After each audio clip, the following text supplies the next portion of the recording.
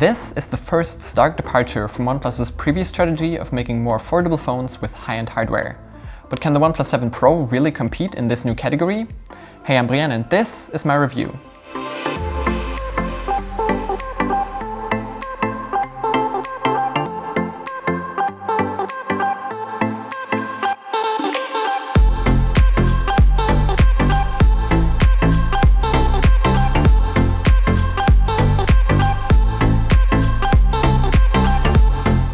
If you want to save some cash when buying a 7 Pro, you can use my link in the video description, but at least wait for what I have to say before doing so.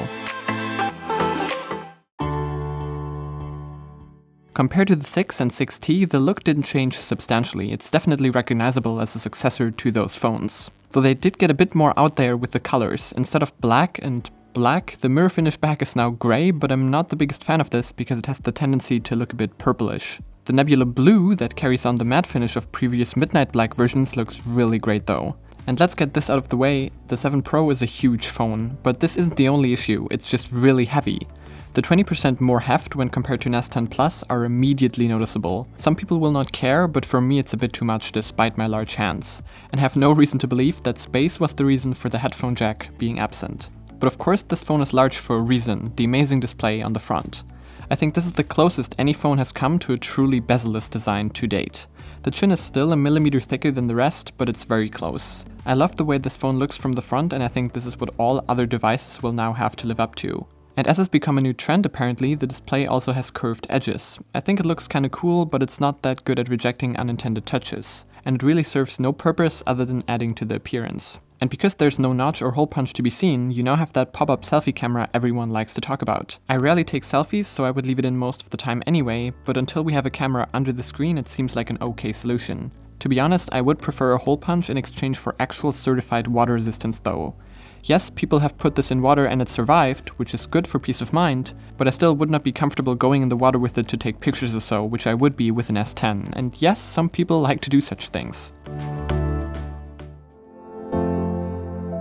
Apart from its size and looks, the screen also has some other tricks up its sleeve as well. It's an AMOLED, so colors are vivid, blacks are deep, good viewing angles, you know the drill. Nothing to complain, a beautiful screen, just not quite as bright as it could be. The 1440p resolution is cool, but not really noticeable. What is noticeable is the 90Hz refresh rate. When scrolling through feeds, which let's face it, you do a lot, it makes the experience much more fluid.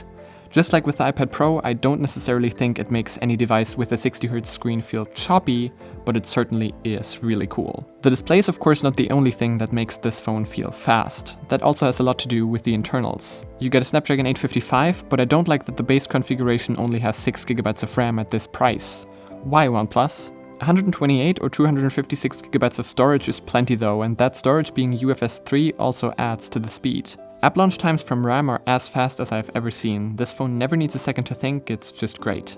That also applies to the in-display fingerprint sensor. It's now finally at a point where it's almost as good as a regular one and very usable. Which is great because the previous generation was bad. OnePlus's OxygenOS skin is still among my favorite Android versions. There are tons of useful features, the gesture navigation works well, it still lacks an always-on display, but you do have the ambient version, all the known screen-off gestures, as well as the dark mode and other customizations. The alert slider is still useful, and when using it you will feel the new premium vibration motor that is similar, if not quite as good as the one on the iPhone. Still a big improvement over past OnePlus phones.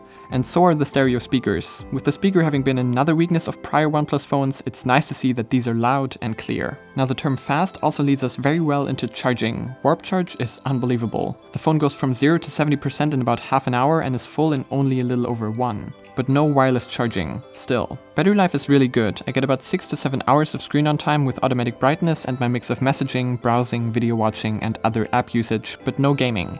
Of course, all connectivity is always on. Let us finish up with the camera, the thing that has always been the Achilles heel of OnePlus phones. But after the newest camera update, I have to confess, I think that those times are pretty much gone. On the back you have the main 48MP IMX586 sensor at f1.6 that takes 12MP shots, and of course the 7 Pro also has the 2 additional cameras for more perspectives. A 13MP 2x zoom that crops into 8MP for 3x, and a 117° 16MP wide angle. It's definitely noticeable that the wide angle and telephoto lens are a lot softer than the main camera. Color reproduction and dynamic range are also a bit worse.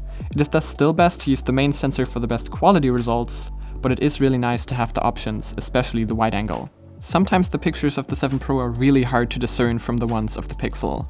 I would still say that the Pixel has a bit more contrast and sharpness, but the 7 Pro is really close.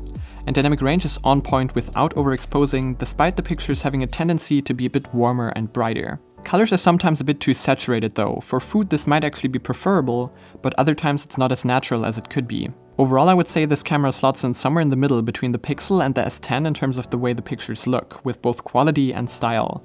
And that's very remarkable for a OnePlus phone. Though the 7 Pro falls a bit short in low light because nightscape is not quite as good as night sight, and selfies are also a bit soft and not as amazing as on the Pixel with its perfect bokeh. Video at 4K 60 looks quite nice. Coming to a conclusion here was hard. I really like this phone, despite it being a bit chunky. The display is a pleasure to consume content on with its size and 90Hz refresh rate, and it also just looks really awesome from the front. It charges super fast and the camera is also really good. The user experience on OnePlus is still top notch, even if the notch itself is gone. But I just can't get around the price. Over 700 euros is a lot for this phone if you can get an S10 for around 600.